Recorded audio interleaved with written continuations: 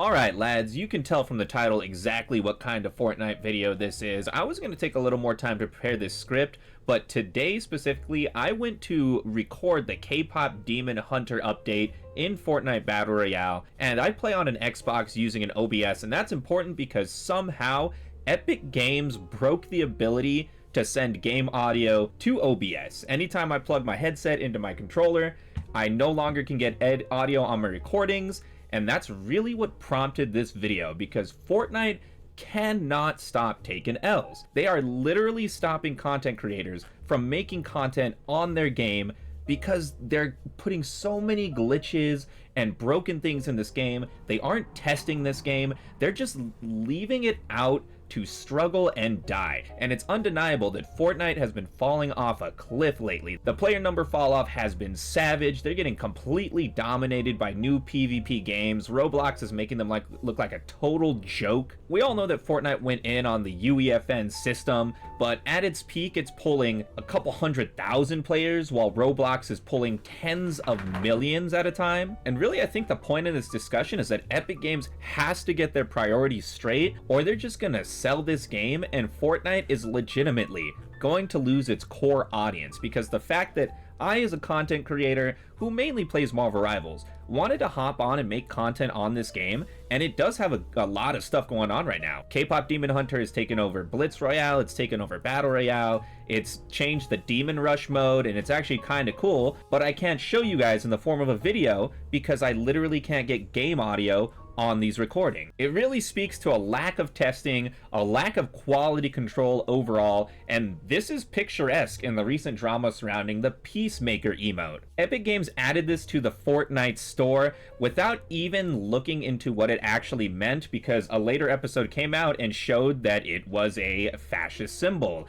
It was, you know, the German N-word type of emote. And so they promptly removed the emote and have changed it around, re-released it. You have the option to get a refund. But the fact that this even made it to the store without them checking what it meant really shows how slap ass they're running this company right now. There is no quality assurance. Of course, we had all the drama surrounding David, and that isn't necessarily Epic Games' fault. You know, if you aren't really up to date on that, an ex-Fortnite player who became a huge musician, one of the biggest musicians to people the age of your average Fortnite player, he's accused of possibly committing something nefarious with a potentially underage girl that he was involved with. I don't have to describe that on this channel, but it's just another thing that's really hurting Fortnite right now, another L in their cap. And I really hate to be that guy, but I think it all goes back to the change of guard with the creative director. I don't want to put it all on Charlie Wen, but these problems really started happening when he took over after Donald Mustard. You could tell that the mission statement of this game changed, the quality level of this game sunk, there's too many modes, and everyone has said this already, but when you have so many modes, how can you possibly ensure that everything works, that it's one cohesive package? And I know it's to promote the Fortnite multiverse, but flat out, UEFN is actually kind of bad. It's not there yet. It's had a couple of years to develop, and it's gotten more complex, but we're essentially interacting with the same exact experiences we were on day one. Your pits, your red versus blues, your 50 versus 50s, even the horror maps haven't changed that much. So sure, you have some perspective and mechanical changes, but it's still just a Fortnite map. And on top of that, you have some iffy legal situations with these maps. In particular, we had the Still the Brain Rot map, which for about a week was just there being the top played game in Fortnite, and then they suddenly came out with some legal documents saying that they were an approved map, after people started asking questions, of course. We had that Fortnite only up map, which was essentially a copy, though it did use Fortnite exclusive assets. And it just seems like everything in this system is really a pale imitation of games that already exist elsewhere.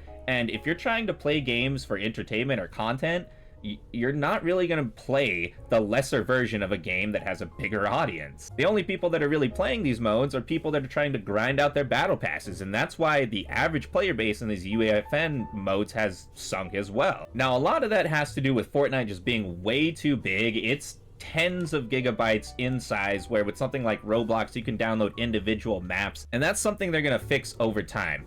But something that they're not gonna fix, something that they're barreling head forward into, is over monetization. And it's undeniable that this game is over monetized. Every season is sold, there's some sort of brand crossover. That's really the gimmick of these seasons. In the current season alone, we had Power Rangers at the first half.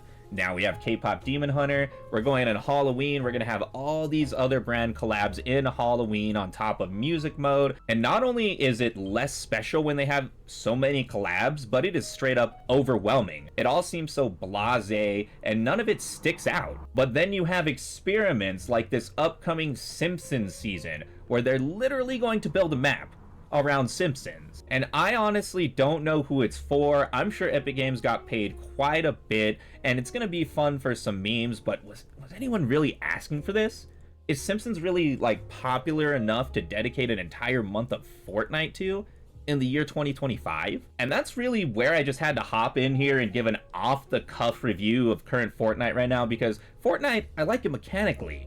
I like the way the map looks, I like the way the weapons feel, but it's all this stuff around it that makes it a poor experience. And you have a real bright spot with something like Fortnite Delulu. You know, they finally add proximity chat into the game, long awaited, brings back that old school battle royale feel. If you haven't seen my video on it, please do. I think it's a really, really good video and it's ending up underrated. But I seriously think the Fortnite issues I'm having now relate to my Delulu settings. Whatever changed between the Delulu update and now means that I cannot record videos through OBS. I cannot give you guys fresh Fortnite content on the weekend when it matters the most, right? And as a content creator, that's just a killing blow. That's like a cardinal sin. How are you supposed to cover a game that doesn't let you cover it? And so if you're wondering why the Horde Rush video didn't have any in-game audio, that's why. The narration in that was really good though. I think it was still worth posting. But at least until they fix this glitch, I'm not going to be able to stream Fortnite in the new update. And we're going to go ahead and grind Marvel Rivals instead. I'm just taking this as a sign from the gaming gods to make sure and crank out my Angela 100 game video before Daredevil shows up. And I hope to see you guys in those live streams. Be sure to subscribe so that you see when I'm live. There's no real schedule, it's just when I have time to grind. But that's really all I want to say about this. Comment down below how you're feeling about the current state of Fortnite. I know I have some content creators in the audience. Were you able to get any content, any videos on Fortnite this weekend, or did you have to suffer as I did?